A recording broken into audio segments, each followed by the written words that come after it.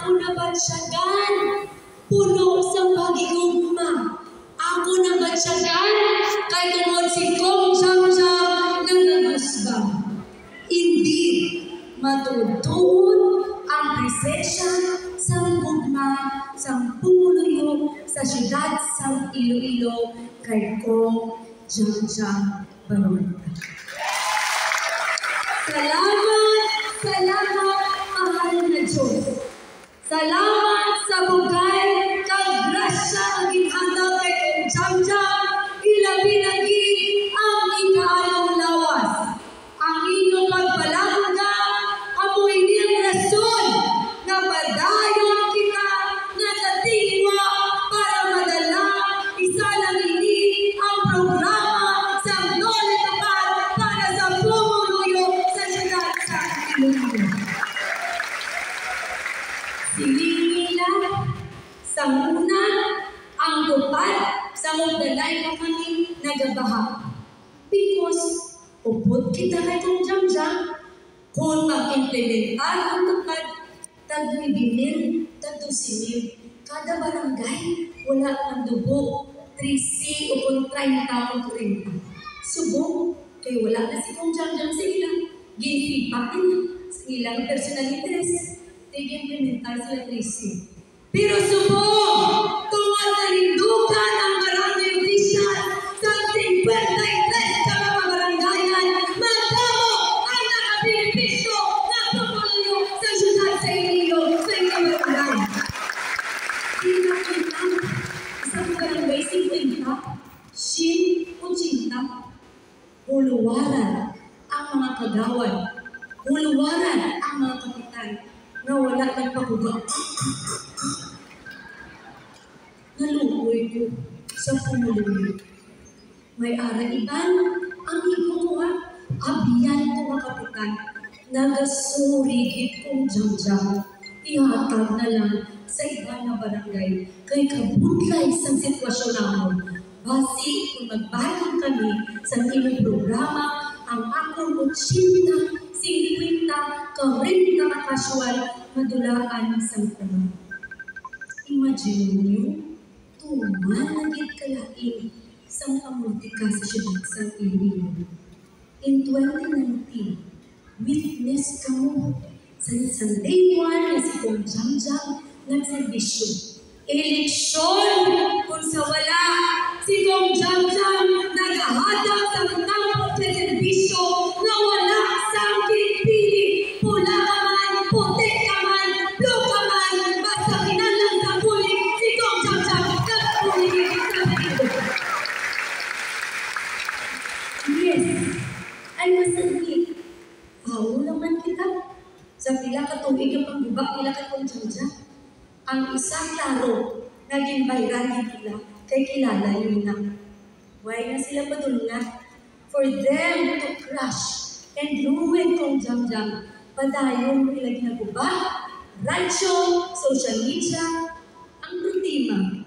Kilala na sa tao si Kong Jam-Jam. 16 anyos pa lang ako sa nag-SK President ng konsihal kag sa 5 katoy ng Congresswoman si Jam-Jam wala nagbago, si Jam-Jam wala mansyon, si Jam-Jam wala kapitan, ang pamilya Baronta wala sa history na may kaso manangawat sa siyudad sa Iloilo. E patuon na ang ginakasubo ni Kong Jam-Jam ang madamong ang proyekto, ang mga tao na nakinanlan sa boreal assistance na pwede na mahatag full bill sa ila na GM ginabawalan na. Ang pinapaluluoy sa tanan, halisang 2019 ko nga mga pasyente, every 3 months nagkakampo sa opisina para sa ilang 10,000 na dialysis na medical assistance bawalan ng siyudad sa Iloilo sa mga tao na nakatahong sa siyudad sa Iloilo. Diin ang ila kaluoy. Halisang 2019 kung ginasuhan, ibang bakahan, tatsyon yung walang galit sa 2025 na eleksyon para siling nila, ipanubli nila ang kahong kay Inday. Tama na, ang pagservisyo, ginapanoble. Ginapanoble ang pagservisyo. We cannot choose a person to love what she's doing. Hindi na mapilit ang tao kung ang pagservisyo. Isang tatay ka ba sa iyong bata o ang bata ka ba sa iyong tatay na magservisyo ang naisip mo tatay or nanay. The passion for service, the love for service, wala na kinapasyon. It is something that you yourself as a person loves doing it. Hindi isubok na lang because of personal interest, because of the weight of power, because of the power and money na gusto ninyo. Never in the history of Iloilo City na ang renta sa syudad ginahatag sa isang kapaligiran. Kasubo, kay kadamo sa proyekto na luyag nila ang tatong.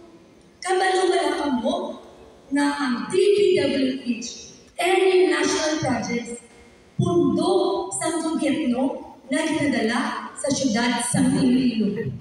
Meaning, kwarta sa national government, hindi kwarta sa local government, kaya kung sa legal dala ang baha sa Iloilo sa 30 years, walang sila asulbang. Now, the Kong Jamjam was able to bring big-ticket project sa lahat ng kampong katuno. Pala-pala uno, pala-pala dos, Rizal Sanzuela, Tansabaybay. Sa pila katuwid na sila nagpupo, wala yung mga nagpunduhan sa 400 million para hindi na magsulod ang tubig sa barangay. Anay na may 400 million, halin sa national government, hindi masaralan sa syudad, pautan nyo. Siling wala sa permit. My dear friends, palangga na pumuluyo. Historic, ang national project, ang local project, nagabunigay. We need to welcome the national project of the national government. Hindi po mo kay ang tao, ang pumuluyo, mga benepisyo, hindi lamang ang kapitan or barangay officials. Look, siling nila ang mga evacuation center, ang mga proyekto ni Kong Jamjam, ipagtaton. Kaya mahalong sila na matapos ang evacuation center sa mga nasunugan, sa mga bahaan, gamitoy sa pumuluyo na hindi na magamit sa eskwelahan. Kaya na evacuation center sa 27 years sila na pagservisyo, wala nila na kagabuhan diri sa syudad sa Iloilo. Imagine, may alam ka ng shower room, may restroom ka mo, kag may kitchen. Hindi ka mo angkay na kada may problema, dito ka mo sa eskwelahan, halang bantay sa iyong gamit. Kaya nila evacuation center, kada isa-isa sa babaw, may ara ka mo 10, pwede nyo masunod ang inyong gamit. Di ba ang tato nila? Tapuson ko nila? Paano ka matapos yung utang sa gobyerno? Sa city government nila more than 3 billion. Kabalo pala ka mo? Yung ato na house, Harrow Market, inutang na 299 million. Kabalo wala ka mo, ng Lampas Market, inutang na 299 million. Kabalo wala ka mo, ng ato na legislative building, inutang na 200 plus million. Sino nagabayad? Kamu nga pumuluyo. Ang garbage fee naman 600. So kung 1,000 plus na mahal. Ang ato real property, kung nagabayad ka 20 mil, bayad ka sa mga 80 mil. Worse, ang business permit, kung nagabayad ka 4 mil, bayad ka sa mga 2 mil. Sinugin sumot natin, pumuluyo, nga nagatingwang, magkatibawas after sa pandemic. Diin ang ilakalooy sa ato. Diin. People of Iloilo City, since 2019, kung bigado ka sa 2019, so kung sa 2024, Mas pigado pag ang na kadamo sa programa ni Kong Jamja, Sustainable Livelihood. Ang Sustainable Livelihood naghahatag sa programa ng mga tibawas, 5,000, 10,000, 15,000. Subo mayarap mo na sila kay eleksyon. Sa una, medical assistance, mamamoy payo na sila at 15,000 kay eleksyon. Pero subo, kadto ka mga yung jam-jam, kami na lang bakla, hindi na kami magkito. Ay my God. Ang pagservisyo, wala ginapili ng oras at panahon. Ang pagservisyo, para sa pumuluyo, we need to be there as public official when they need us. So sa tanan, habang may buhay, kabalo ako may pinasa. Hindi kita dapat mananaw sa mga bagay na ginakado ka natin. Kung nagapati kita, na ginakubra natin, santo sa pumuluyo kat sa kinahanglan sa atong pumuluyo. Siling nila, may duwa ko ng klase. May nagtraidor o may traidoran. Sa inyong pagtanaw, siling nila, si Jam-Jam ko may grupo na. Wala ba ko yung grupo? Sa inyong pamangkot ako, layo pang eleksyon, Oktubre pang filing. Gusto sila libot sa barangay, tapos na pangalaki, pero binabaliktad nila ang sitwasyon. Karon mamangkot ko sa inyo, ano si Jam-Jam? Nag-traidor o nag-traidoran? Nag-traidoran. Kamu na yun na kamo. Why na kayo grupo? Walang ba?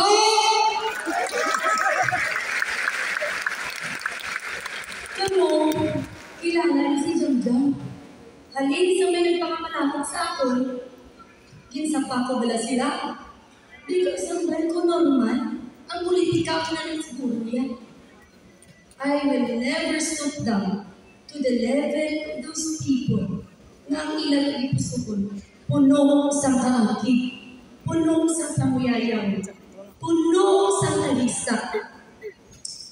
Ganikitan, mga pumuliyo sa siyudad sa Iloilo, padayon ng magservisyo. Sa 27 years nila, si Kong Jam-Jam tatlo, apat na lang tuwing, may aral na 449 million na heart center sa Western Visayas Medical Center. Sa tatlo ang tuwing ni Kong Jam-Jam, may aral kita na housing project na ipangayo sa national government na tuwing-tuwing pinagpuntuhan natin 150 million para pag-abot sa panahon may 1,000 na mga unit na ihatag sa Picato sa libre na walang layan. Sobrang nagpumila, pero after 24 years in service. Si Jam-Jam, naging state president, handong ko ang first Iloilo City Sports Center for Iloilo City. So, hindi po